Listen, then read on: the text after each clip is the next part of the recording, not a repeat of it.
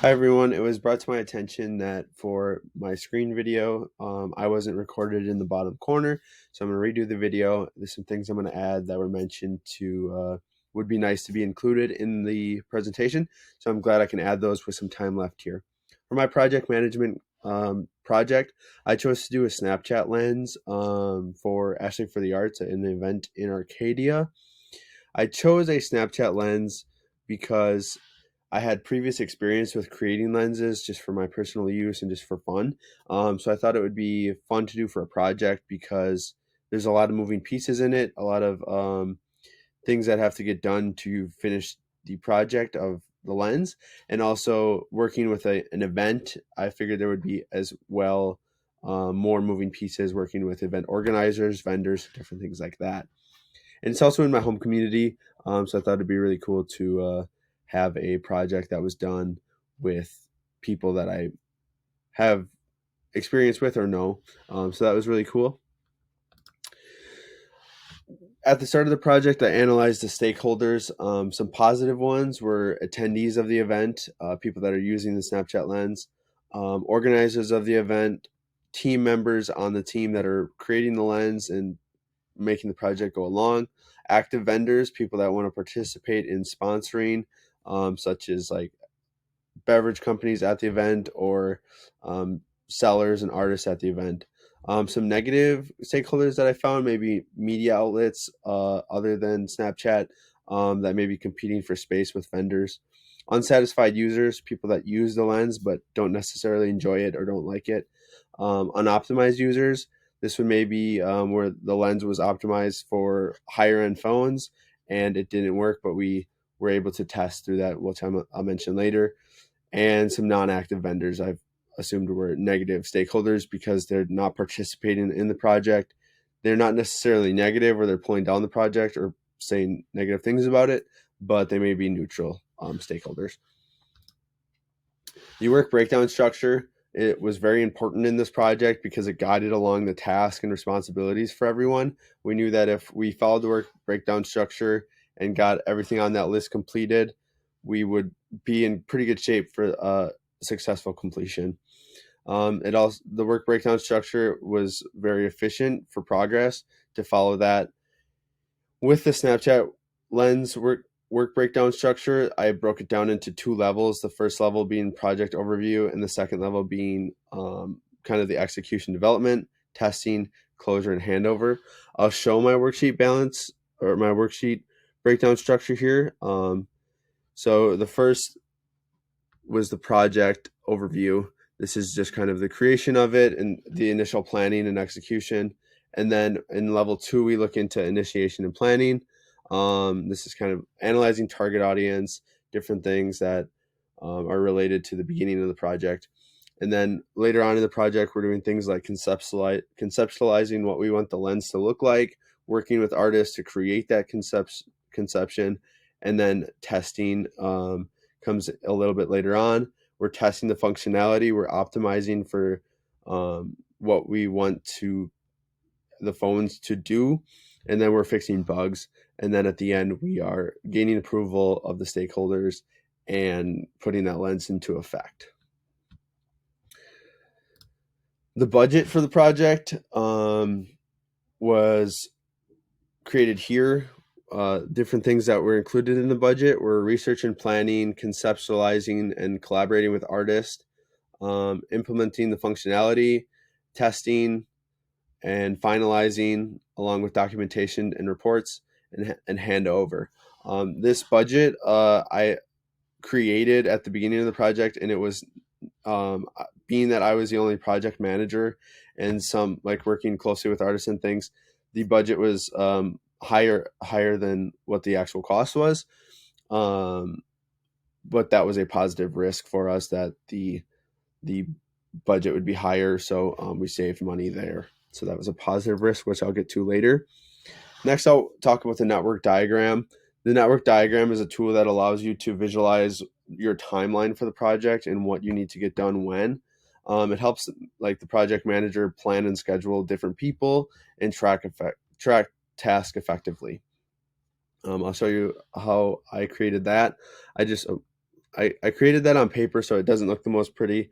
But if you look here, we have a start at 0 days, and then we have 3 different tasks. We have the research lens objective. We want to decide what we want the lens to do or accomplish.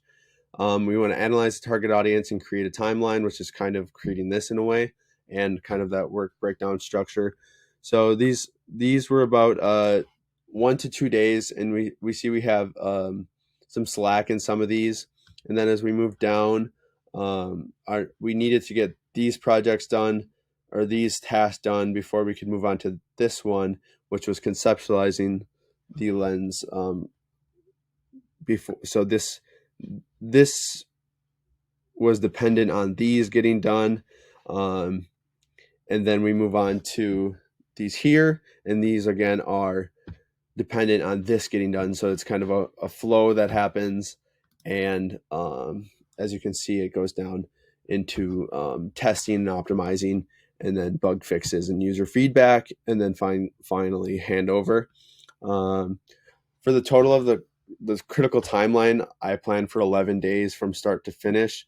There were a few days that allowed for slack, which were in that project. In the network diagram. You can see that not all of these tasks are going to take the same amount of time, so that allows for slack because you're not able to move on to the next one before you finish those tasks. So when I was able to finish one that wasn't necessarily needed to be done in that amount of time, I had some slack for that project or that task. Sorry. Next, I'll talk about human resources. With this project, I was kind of the project manager and the kind of human resources organizer, director, whatever you will. So one thing, or a few things you can see here that I took care of were safety issues. So that was kind of like just following safety issues with the event. Not too much with like more digital product that we were providing. There wasn't too many safety issues, but just like with the event, we worked with that. And then compliance considerations. So that's just knowing the regulations of what we can do with the Snapchat and the brand of Ashley for the Arts. And then for recognition and rewards, worked closely with the artists and provided like different recognition and rewards for that. Any training needed was provided through different videos and resources. Criteria for releasing team members. So this was a way to implement a way if something wasn't going correctly with a team member, they could be released, and that was kind of a structure for that.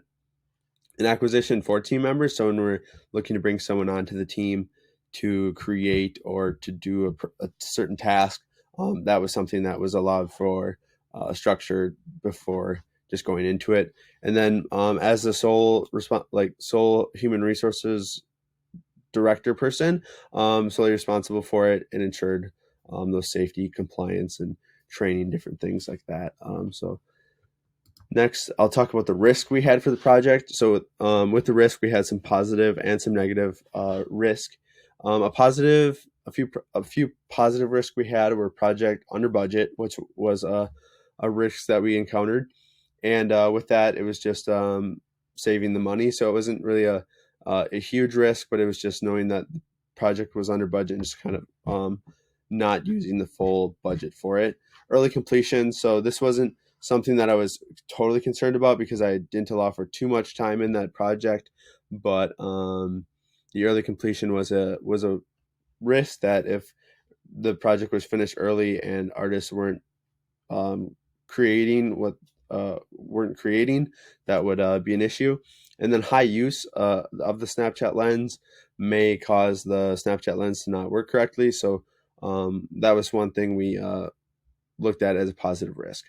For the negative risk, I looked at technical challenges, working with the creators of the lens and the artists, and making sure everything works correctly. So with that, our way to go around that risk was just bug fixes and user feedback on how everything works.